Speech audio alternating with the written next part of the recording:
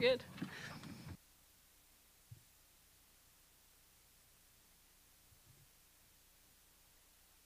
Good afternoon, everyone. Good afternoon, everyone. Good afternoon, everyone. Close enough. Yes, thank you for We're joining us afternoon. at the Okay. post-game press conference for the first round of the 2024 NCAA Sorry. Division I Women's Basketball Championships hosted at Simon Skjodt Assembly Hall. As a reminder, the open locker room portion for Oklahoma has begun and will run concurrently with the press conference and close at approximately 6:55. On the dais, we are joined by head coach Jenny Baranchek, freshman Sahara Williams, and junior Peyton Verholst. We will have Coach give an opening statement and then take questions for the student athletes. Coach? Well, this was definitely a March Madness type of a game, and we knew this was going to be quite a challenge. And I tell you what, there's such a good program. They're as good as advertised. We knew it, and pretty lucky to be on this side of this one. We will now take questions for the student athletes. If you're in the room, raise your hand and we'll get you a microphone. Please state your name and affiliation. If you are joining us on Zoom, please use the raise your hand function and we will get to your questions. We'll go front row on the left. Brian Henson with the Indianapolis Star. For any of the three of you, if you could talk us through the defense of that final possession or series of possessions that FGCU had. Briley, why don't you take that first? Say that again. We'll go student athletes first. Oh, gotcha. So, Briley, why don't you start us off? Sahara? Me? Sorry. Sahara, start us off. We knew what they wanted to get offensively in those last few possessions, and so we were just like, no threes, no fouls, play clean D, and, just, I don't know, we just knew what we had to do, and I think we just really gutted it out, stayed disciplined, executed, and we stayed together and played our game. Yeah, going off that, obviously in that last possession, we knew that they needed a three to put it into overtime, and there was just enough time on the clock to get one shot off. We knew there's not going to be passes, so obviously they got a pretty good look at three, but at the end of the day, they didn't go in, so we're happy, and we're going to learn from that. We'll go middle, second row.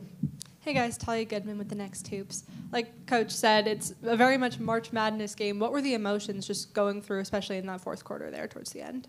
Peyton, why don't you start? Yeah, I think we just kind of had to settle down a little bit once we came in. Obviously, once we walked in and started warming up, we still had the Indiana crowd from the last game, so I think it was just kind of amped up.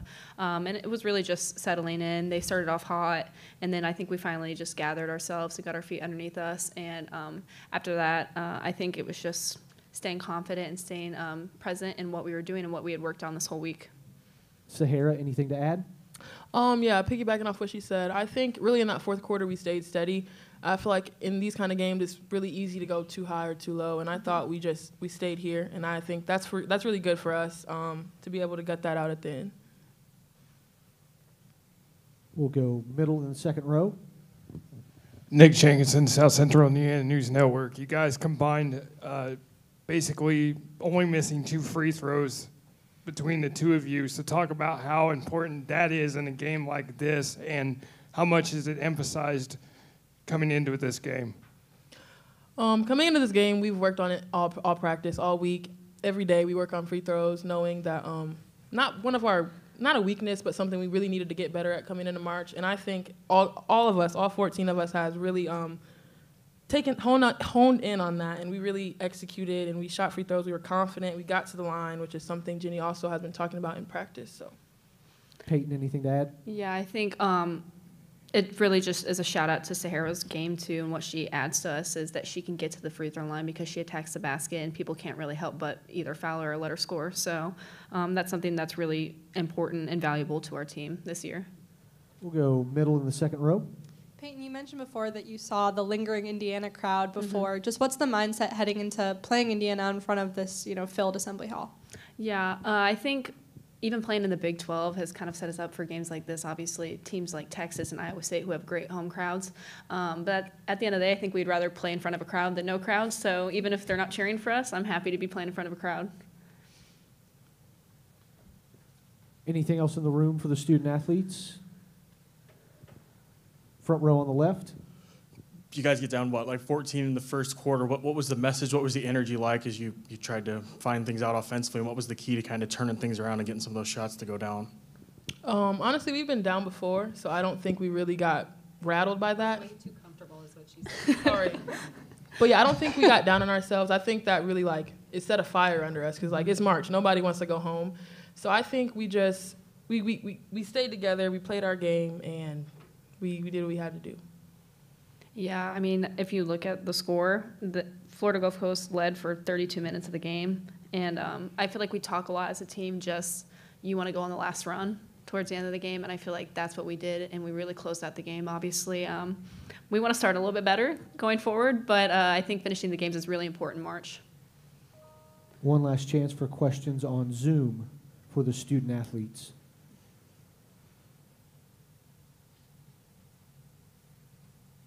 All right, if there's nothing on Zoom, ladies, congratulations on advancing, and we'll see you tomorrow. Thank you. Good job.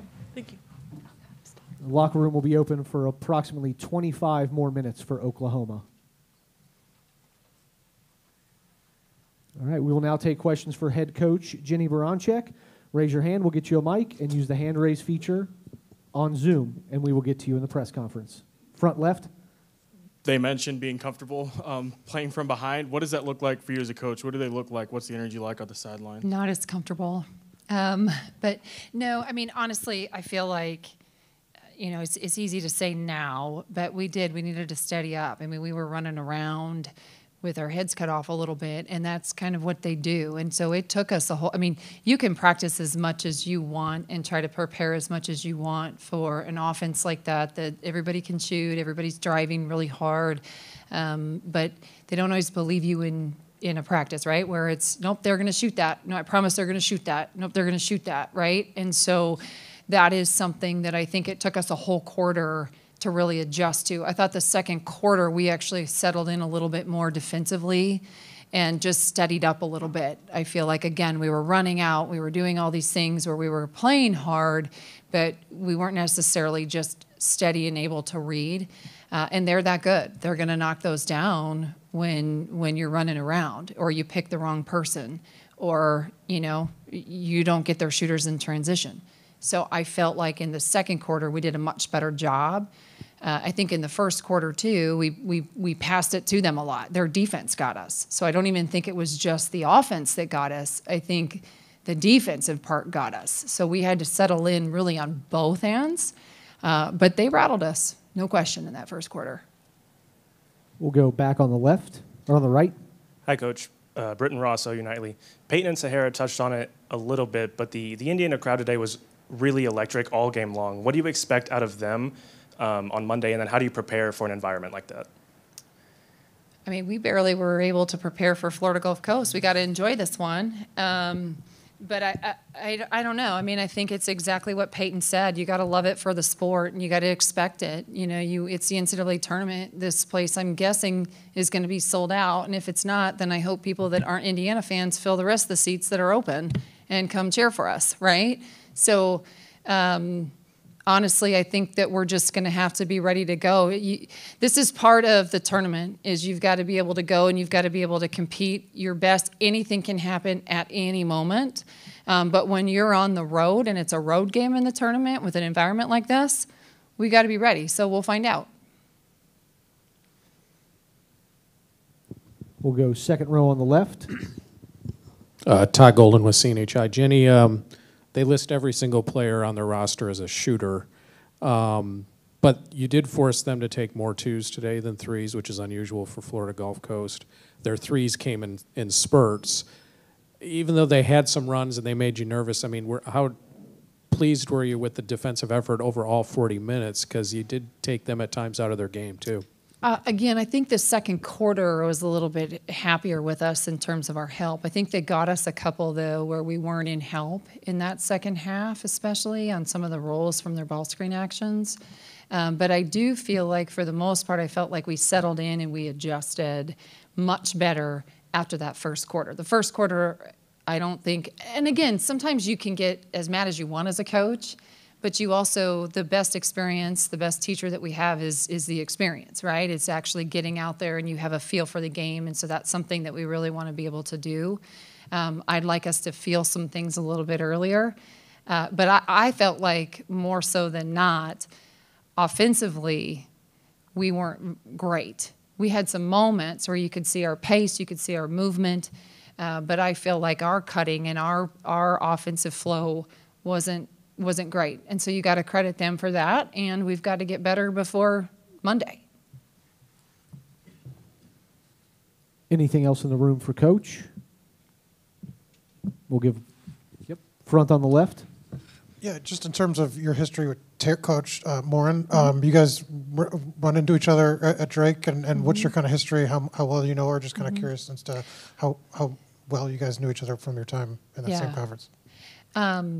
You know what? I love Terry. I think she is so great. I think what she's been able to do, I think she's classy. I think she has integrity. I think she's a good person. She has humility. I think, her teams are always really tough, which is obviously an indicator of who she is. She's a great teacher of the game. You don't want to play against her because you like her. She's easy to cheer for. So we have obviously history in the Valley, and there's some, that's also my background. That's also with talking about Florida Gulf Coast. I know how good they are. I understand that. I understand getting a seed that sometimes you feel like maybe you could get a little higher one, right? And that goes back to those days that we were in the Valley together, and then I've watched her really build this program, and it's pretty spectacular. So I have a lot of respect for her. We'll now move to Zoom. Eric Bailey, go ahead. Danny, congratulations. I wanted to ask you about two big plays in the fourth quarter, or two big players, basically. Aubrey, we only had 5 points, but all 5 came at critical moments. And then can you talk me through Peyton's last basket that gave you the 72-70 lead? Yeah, I thought Aubrey gave us some great energy, and especially after you miss one, to be able to take that second one, I think is always huge. So, and then I felt like probably her biggest play was the offensive rebound. So Aubrey continues to, she's had such an interesting year where she's really been great for us.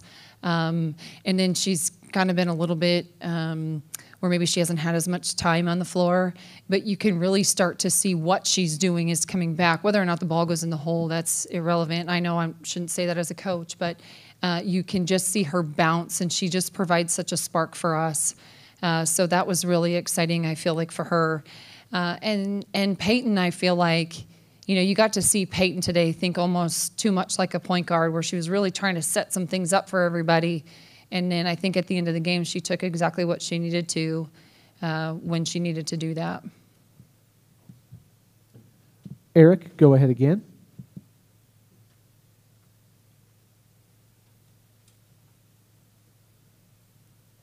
Any more questions? Sorry, I didn't know. Okay, let me ask you about one more player. Of course, we haven't asked you about Skylar yet, and Skylar's game today. Sky, I felt like, again, I thought that was one of Skylar's better defensive games, and to really have to come out, because she hasn't done that. She's really had to battle on the interior. So for her to be able to make that adjustment, I thought was good. I didn't say great, but I did say good. And Sky is also one that, she's a unique player because she can score at different levels. She's a little unassuming, but I also feel like some of her rebounds were pretty big today too. So I know her line is obviously okay as I'm looking at it, not necessarily her rebounding. But I also know that, there's such high expectation for Skylar. And sometimes it's probably not fair, and I'm really hard on her as a coach. But she just has it. She just has that it factor that she can kind of forget something and then just go right to the next thing. So I don't necessarily know if today was her best day, but I know she's a real special player. We'll take one last one in the middle here. Andrew? Nick? Hey, Coach. Nick Jenkinson, South Central Indiana News Network. You guys, Oklahoma and IU, both played down in Fort Myers in November. Of course, you didn't get to play each other. Did you watch any of IU's games kind of knowing that maybe there was a chance you'd see them down the road? No. In fact, I don't even know if we actually showed up in Fort Myers when we played. No, I didn't. And you don't even really start think about all of that, or at least I don't. I'm pretty focused on what's in the here and now. But I know that they're really good. I know that they've had, obviously, great tradition, and a lot of their players. So. Great. Coach, thanks. Congratulations on the victory, Thank and we you. will see you tomorrow. You guys, thank you, and thank you for covering women's basketball. Appreciate it. Boomer.